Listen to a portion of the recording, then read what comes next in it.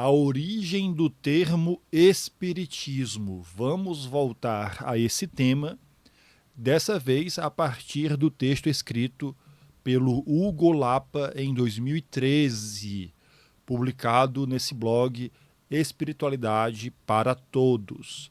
Vejamos esse texto, porque ele resume muito bem aqui o apanhado de informações relativas a essa questão.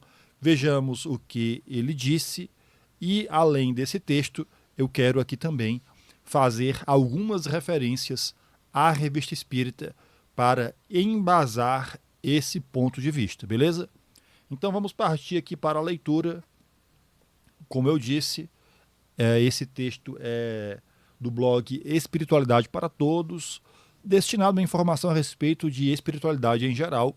Por sinal, eu coloquei o link desse artigo, desse texto, lá no nosso canal do WhatsApp. Se você não faz parte, eventualmente nós estamos repassando outros conteúdos além dos nossos por esse canal do WhatsApp, beleza?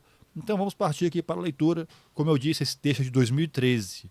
Vejamos o que disse o Hugo a partir aqui do início, quando escreve: a maioria dos espíritas brasileiros acredita que foi Allan Kardec quem cunhou o termo espiritismo.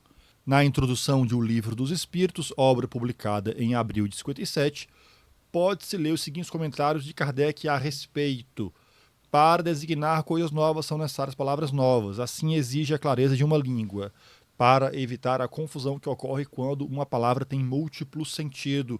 Aliás, o Kardec era muito preocupado com a anfibologia, ou seja, os vários sentidos que uma palavra pode ter. Pois bem, as palavras espiritual, espiritualista, espiritualismo têm um significado bem definido, e acrescentar-lhes uma nova significação para aplicá-las à doutrina dos espíritos seria multiplicar os casos já tão numerosos de palavras com duplo sentido.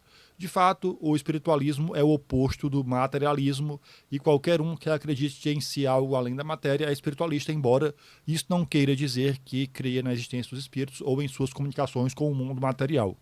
Em vez das palavras espiritual e espiritualismo, utilizamos para designar a crença nos espíritos a palavra espírita e espiritismo, que lembram a origem e têm em si a raiz, e que, por isso mesmo, tem a vantagem de ser perfeitamente inteligíveis, reservando à palavra espiritualismo sua significação própria. Diremos que a doutrina espírita ou o espiritismo tem por princípio a relação do mundo espiritual, ou melhor, a relação do mundo material com os espíritos ou seres do mundo espiritual.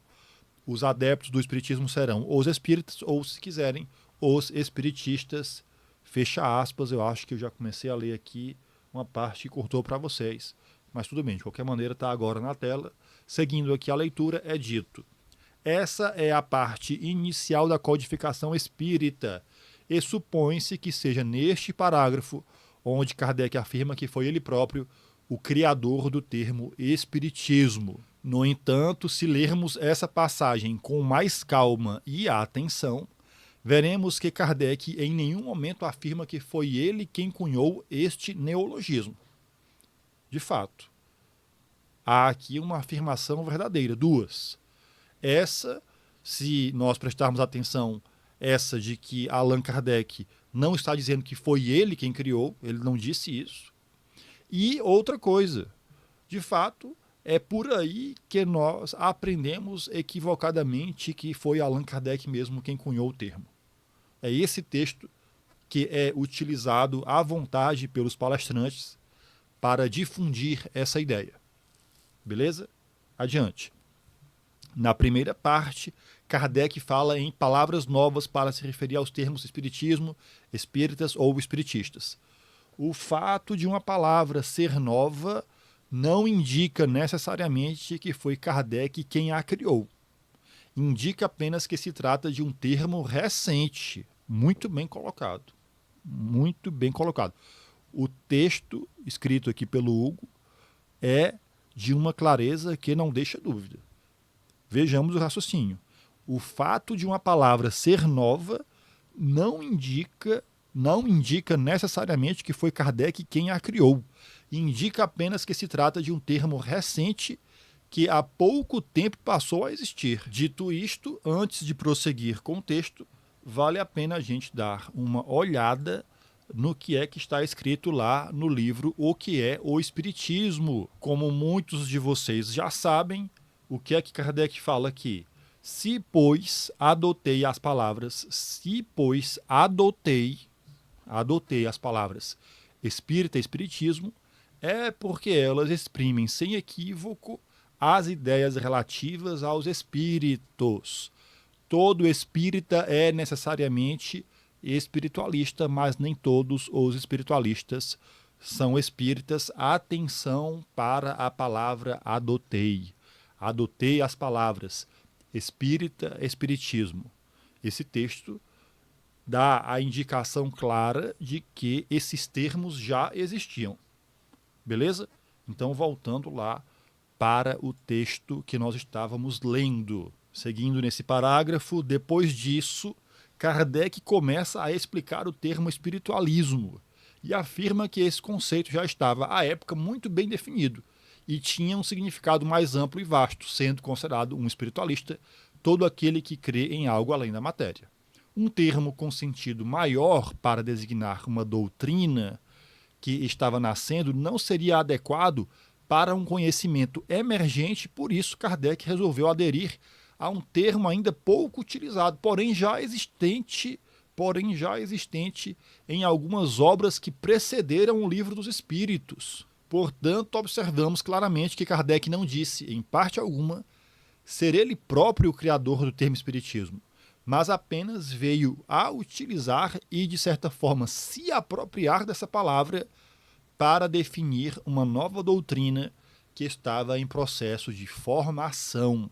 Até onde eu conheço da codificação espírita, não tenho informação de nenhuma outra parte de todo o material produzido por Kardec em que o codificador tenha atribuído a si mesmo a autoria do termo espiritismo. Se nossos leitores souberem de outra parte do vasto escopo teórico produzido por Kardec, que faça referência à origem desses termos, peço que me informem. Adiante. Mas onde encontramos referências da palavra espiritismo sendo utilizada em obras anteriores a Kardec? Onde nós encontramos essas referências é a pergunta que o texto faz, e o texto mesmo responde. Até onde sabemos, os pesquisadores encontraram 3 referências do uso da palavra espiritismo antes de Allan Kardec. A primeira obra se chama The Sacred Circle, volume 1 do autor de 1855, 2 anos antes de Kardec publicar o Livro dos Espíritos, 2 anos antes. Nesta obra, o termo Spiritism, em inglês, aparece 3 vezes. Veja aqui, ele coloca o link. Como eu disse, eu já coloquei esse link desse texto no canal do WhatsApp, vou colocar de novo. Lá vocês vão ter acesso a esses links onde aparecem essas obras, beleza? A outra obra em que o termo espiritismo aparece se chama De Apocota... Aí lascou. Eu não vou pronunciar isso não, eu não consigo. Pois bem, seguindo, aí ele diz, outra obra tal do autor, beleza, eu também não vou me dar o trabalho de ficar lendo o nome de gringo, publicada em 54, ou seja, 3 anos antes de O Livro dos Espíritos. Neste livro, o termo espiritismo aparece 9 vezes. Seguindo, a terceira obra que conhecemos também, que também cita o termo espiritismo, antes de Allan Kardec, The Spirit Raper, ok? De Orestes Augusto Brawson, de 54, portanto, 3 anos antes de Allan Kardec. Adiante, no texto é dito o seguinte, tendo em vista que existem pelo menos 3 obras anteriores a Kardec que citam o termo Spiritism em inglês antes de Kardec, fica claro que não foi o codificador da doutrina dos espíritos quem criou o termo espiritismo. Em acréscimo a esses fatos, podemos citar também a origem do termo espírito no francês, idioma em que Kardec escreveu toda a doutrina espírita. Observemos que no francês a palavra espírito é spirit e não spirit, como no inglês. No caso de ter sido Allan Kardec o criador do termo espiritismo, é natural que ele tivesse utilizado o radical de origem francesa spirit e não spirit. Neste contexto, é evidente que o espiritismo não seria spiritisme, como é escrito espiritismo em francês, mas sim espiritisme, dado que o termo espiritisme não derivaria de spirit, mas de esprit em francês. Então, beleza? É claro que vocês estão sendo indulgentes em relação aqui à minha leitura com a pronúncia correta. Beleza? Seguindo adiante, é dito: tendo em vista todas essas revelações, uma pergunta natural seria: se não foi Kardec quem criou o termo, podem outras religiões, como a Umbanda, Candomblé e outras correntes espiritualistas, também se denominarem espíritas? Olha só que pergunta interessante. Aliás, como se sabe, esse termo espírita ele foi motivo de disputa no início do século XX, lá desde a origem da Umbanda, etc. E até hoje, o movimento federativo ele busca ter uma espécie de domínio em relação a esse termo, a fim de que se identifique o espiritismo como sendo o espiritismo difundido a partir desse movimento federativo, supostamente kardecista. Supostamente kardecista. Pois bem, a resposta a essa pergunta não poderia ser outra, a não ser um convicto sim. Não sendo Kardec, deixa eu ver aqui se o texto está cortando. Bom, não sendo Kardec o autor que cunhou o termo, e este lhe sendo anterior, obviamente que ninguém pode deter a exclusividade sobre a palavra espiritismo e a designação de espírita. Aos irmãos umbandistas lhe cabe a decisão de se considerarem ou não espíritas, já que o termo espiritismo não surgiu em Kardec, mas se referia inicialmente a um conhecimento anterior de contato entre encarnados e desencarnados, livre de qualquer escopo doutrinário com limites definidos.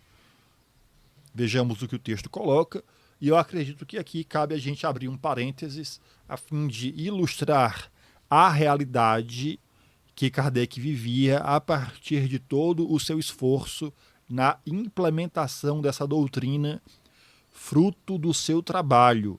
Trabalho esse, claro, conjugado com as comunicações dos espíritos, conjugado com a ação dos espíritos, portanto. Ora, vale nós observarmos o seguinte: Kardec já se deparava com diversas iniciativas que buscavam, de alguma forma, criar vertentes espíritas. Ora, essas vertentes, a partir das diferenças que buscavam estabelecer em relação aos critérios kardecianos, obviamente essas vertentes, por se distanciarem desse critério, essas vertentes e os seguidores dessas vertentes, essas pessoas não poderiam e não faziam mesmo questão de se identificarem com a proposta de Allan Kardec. Ou seja, a partir de divergências que provocavam cisões, é claro que a partir daí os indivíduos buscavam se distanciar daquilo que Allan Kardec propunha. Vamos ilustrar alguns casos a título de exemplo, a partir do que nós encontramos já em O Livro dos Médiuns. No capítulo 25, item 269 das Evocações, Kardec é muito claro ao dizer o seguinte: algumas pessoas, atenção para isso, atenção, porque o que Kardec coloca aqui está valendo até hoje. Isso daqui não está ultrapassado.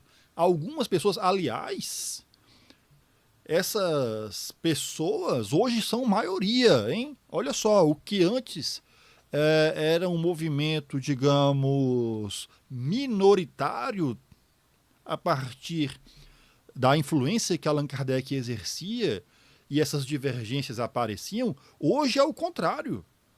Essas algumas pessoas hoje são a maioria. Algumas pessoas pensam que todos devem se abster de evocar tal ou tal espírito. Aliás, essa é a linha de raciocínio que orienta o movimento federativo. A gente está cansado de ver aqui os palestrantes, de alguma forma, desestimularem essa prática. desestimularem essa prática.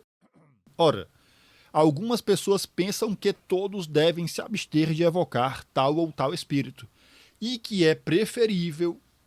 Essas pessoas pensam que é preferível e que é preferível esperar aquele que queira se comunicar. Essa é a linha de raciocínio hoje que constitui a maioria dos espíritas. Não precisa evocar. A gente espera que espontaneamente eles se comuniquem. A gente já viu isso daqui, a gente está cansado de ver isso aqui. Pois bem, essa forma de pensar não corresponde à proposta kardeciana. Já desde aquela época tinha gente que pensava isso. E o Kardec vai dizer nesse texto: quem pensa isso está errado. Está errado. É preciso sempre aliar evocações com comunicações espontâneas. Quando se abre mão de uma dessas duas práticas, você está em erro. E o Kardec justifica o seu argumento. Pois bem, ora, isso daqui é indício de que havia pessoas espíritas que, por divergirem de Kardec, como hoje em dia muita gente não concorda com Allan Kardec, é natural dizer que essas pessoas não são kardecistas. Por quê? Porque elas não concordam com o espiritismo orientado por Allan Kardec. Já naquela época e até hoje. É por isso que a gente diz que esse movimento que aí está, ele é pseudo-kardecista. Beleza? Então, aqui ninguém vai dizer que as pessoas que discordam de Kardec quanto a essa prática, ninguém vai identificá-las como kardecistas. Elas estão divergindo da prática espírita, elas têm um pensamento próprio, portanto, são espíritas, mas não são kardecistas. Um outro exemplo que cabe aqui, deixa eu puxar esse artigo da revista de abril de 66, que é o artigo O Espiritismo sem os Espíritos. Havia um grupo de pessoas que entendia que os espíritos não precisavam mais se comunicar. Não é questão de evocar ou não. Já havia gente pensando que não precisa mais de comunicação. Os espíritas que pensavam isso eram espíritas? Claro, eram espíritas. Mas não eram kardecistas, no sentido de seguirem a orientação kardeciana. Não eram kardecistas no sentido de seguirem esse exemplo. Está claro isso? Ora, o texto não nos deixa dúvida. Eis agora uma outra que se ensaia num novo terreno, uma nova seita, que tem por divisa nada de comunicações dos espíritos. É muito singular que esta opinião seja preconizada por alguns daqueles que outrora exaltavam a importância e a sublimidade dos ensinamentos espíritas e que se gloriavam do que eles próprios recebiam como médiuns. O Kardec aqui enfatiza isso. Ora, esses que recebiam comunicações agora dizem que não precisa mais de comunicação. Essa opinião entre os espíritas não pode de forma alguma ser identificada, e aliás, quem pensava isso fazia questão de dizer: nós discordamos de Allan Kardec nesse ponto. Portanto, é um outro movimento espírita. Claro, pequeno, limitado na quantidade de integrantes, mas era uma divergência. Para os adeptos dessa divergência, ninguém irá se referir a ele como kardecistas, porque na prática eles tinham uma outra forma de compreender essas comunicações, uma forma diferente da de Kardec. Beleza? Vamos adiante agora para ver o texto que é referenciado no início desse artigo, que é o texto relativo à prece no Espiritismo de janeiro de 66. Considerações sobre a prece no Espiritismo. E aqui eu vou ler mais, além do que está em destaque. Prestem a atenção no que Kardec diz. Cada um é livre de encarar as coisas à sua maneira. Cada um é livre para pensar o que quiser. E nós, que reclamamos essa liberdade para nós, não podemos recusá-las aos outros. não podemos recusá-las aos outros. Cada um pensa o que quiser. Mas, porque uma opinião é livre, não se segue que não se possa discuti-la, examinar o seu lado forte e o fraco, pesar suas vantagens e inconvenientes. Atenção para esse primeiro parágrafo aqui. Vamos guardar ele por um momento. Vejamos o que é que vai ser dito. Dizemos isto a propósito da negação da utilidade da prece, que algumas pessoas gostariam de erigir em sistema, a negação da utilidade da prece, para transformá-lo em bandeira de uma escola dissidente. Essa opinião pode assim se resumir, e aí o Kardec vai explicar no que consiste essa opinião. A opinião de alguns espíritas, atenção, que entendiam a prece não ter utilidade, negavam a utilidade da prece. Me digam uma coisa, os espíritas que tinham essa opinião poderiam ser identificados como kardecistas? Não faz sentido, porque, como o Kardec está dizendo, essas pessoas gostariam, inclusive, de transformar essa ideia em bandeira de uma escola dissidente. Então é claro que eles se identificariam de uma outra forma, porque não faz sentido, afinal de contas, a obra kardeciana, ela coloca muito bem, na teoria e na prática, o porquê da prece, os seus efeitos, os efeitos morais, os efeitos materiais, etc. Os espíritos que se comunicam sancionam esse fato, enfim. Há aqui uma divergência. Ora, vejamos o que Allan Kardec disse. Cada um é livre para encarar as coisas à sua maneira. E essa liberdade que os outros têm, nós fazemos questão de utilizá-la. E aí, para fechar, vejamos o último artigo que eu deixo aqui a indicação, que é o artigo do Espiritismo Independente. Afinal de contas, as pessoas se incomodavam pelo fato do Kardec discutir os assuntos, que foi o que nós acabamos de ler. Ele diz, não é porque uma opinião é livre que a gente não vai discutir, pesar os pontos fortes, os pontos fracos, os inconvenientes, as inconsistências. Não é porque a opinião é livre que ela está isenta de ser refutada. E o Kardec fazia isso o tempo todo na Revista Espírita. Só que o pessoal se mordia, ninguém aceitava.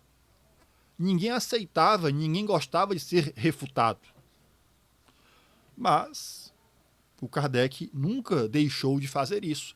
Afinal de contas, ele trazia essas opiniões para debate, a fim de que a doutrina dos espíritos pudesse prevalecer a partir do que as pessoas tinham a oportunidade de observar a partir dos seus respectivos estudos. Os estudos que eram implementados nas diversas reuniões familiares, nas diversas reuniões íntimas, esses estudos faziam toda a diferença. Por exemplo, em relação à utilidade da prece. Por mais que houvesse um grupo que dissesse que as preces não têm utilidade, você ia lá na sua reunião, meio até impactado por essa opinião, tudo bem, interessante e tal. E aí você organizava a sua reunião e tudo, de repente se comunicava um espírito sofredor e ele pedia o quê? Prece. Então o fato espírita se impõe. Vamos supor que você ache pouco. Você poderá fazer o quê? Estudar como os espíritos, fazendo perguntas, evocando os bons espíritos, etc. Puxando o fio da meada, a fim de, a partir desse contato, a partir do campo experimental, confirmar na prática se aquela opinião faz sentido ou não. Beleza?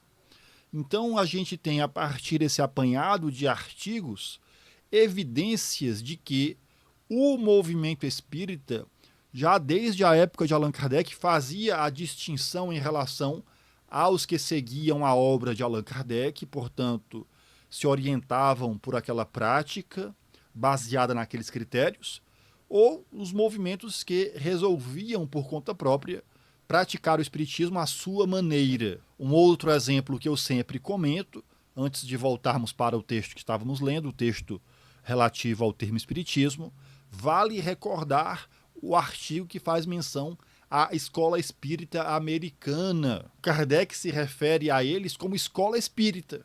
Não era escola espiritualista, porque espírita é só quem segue o meu trabalho. Não, era a escola espírita americana, constituída, na sua imensa maioria, por espíritas experimentadores. E ninguém vai dizer que os espíritas experimentadores compreenderam a obra de Allan Kardec. Porque, como todo mundo sabe, o espírita experimentador não está preocupado com as consequências morais que derivam de reflexões filosóficas. O espírita experimentador, ele está preocupado só com o fenômeno. É o fenômeno pelo fenômeno. Ora, isso não tem nada a ver com a orientação kardecista. Isso não tem nada a ver com a orientação baseada na obra kardeciana. Portanto, são espíritas, mas não são kardecistas. Fechado esse parênteses, voltemos agora para o texto que nós estávamos lendo, lá de 2013. Puxando aqui o fio da meada, foi dito o seguinte: aos irmãos ubandistas que lhe cabe a decisão de seguirem ou não, se identificam como espíritos, etc. Beleza, isso a gente já leu. Aí é dito o seguinte: outra questão levantada pelo autor. Outra questão que surge é a seguinte: sabe-se agora que não foi Kardec quem criou o termo espiritismo. Se não foi Kardec quem criou o termo espiritismo, estariam os umbandistas e outros segmentos espiritualistas mais corretos ao denominarem os espíritas de kardecistas e o espiritismo de kardecismo? Boa questão, muito boa questão. Essa seria uma questão a se pensar. Alguns espíritas argumentam que o termo kardecismo não é próprio, posto que essa palavra dá a ideia de que foi Allan Kardec o criador do espiritismo, quando, na verdade, quem respondeu às perguntas e quem criou todo o corpo teórico doutrinário foram os espíritos superiores. Deixa eu seguir na argumentação do autor. Isso é verdade por um lado, mas por outro lado, observamos que a codificação não foi em sua totalidade escrita pelos espíritos, mas que Allan Kardec escreveu muito por si mesmo, completou, acrescentou e fez também suas próprias reflexões. Até mesmo a seleção das respostas dos espíritos que deveriam ser aceitas ou rejeitadas foi feita por Kardec, de forma mais ou menos arbitrária. Por esse motivo, fica difícil admitir que toda a doutrina dos espíritos seja independente de Kardec. Nós já falamos isso aqui várias vezes. O produto que nós temos nas mãos é resultado de um trabalho aplicado. Esse trabalho é constituído de um método, de critérios, de uma forma de lidar com aquilo, a fim de que essa matéria-prima, que são as comunicações, elas se constituam num corpo doutrinário. Se se muda a forma de lidar com esses conteúdos, o produto é outro. Um exemplo disso é o que nós temos no Brasil. No Brasil nós temos uma imensidade de comunicações dos espíritos, beleza? Uma matéria-prima à disposição. Se você muda a forma de lidar com essas comunicações, o resultado disso daí, dessa forma de lidar com essas comunicações, o resultado é outro. E a prática nos tem mostrado isso. Esse espiritismo que está aí é completamente diferente do espiritismo orientado por Allan Kardec. Por quê? Porque a forma de lidar com as comunicações mudou. Quando você muda os critérios, quando você muda a postura, o produto derivado daí é completamente diferente. Beleza? Apesar de Kardec ter se embasado nas respostas dos espíritos, continua o texto, foi ele mesmo quem selecionou as respostas que deveriam ser incluídas no conjunto doutrinário. Por isso, a palavra final sempre foi de Kardec. Por isso, pergunta ao autor, será mesmo que é algo tão distante da realidade denominar-se o espiritismo de kardecismo? Apesar destas considerações terem o seu valor, não consideramos tão importante as palavras e suas origens. A doutrina dos espíritos cunhada por Allan Kardec não perde a sua essência, obviamente apenas pelo uso anterior do termo que a define. O autor deste artigo tem o espiritismo na mais alta conta e acredita nesta abençoada doutrina libertadora, autor Hugo Lapa. Então são esses os nossos comentários a partir desse texto, que por sinal nos foi indicado lá pelo pessoal do movimento dos espíritas à esquerda. É válido até dizer, é um outro espiritismo que está sendo praticado no Brasil. A título de exemplo, a partir de tudo o que nós colocamos, pois bem, foi indicação lá do pessoal dos espíritas à esquerda. Eram esses nossos comentários a partir do que nós lemos. Curta esse vídeo, se inscreva no canal, compartilhe esse vídeo com outras pessoas. Até uma próxima, valeu!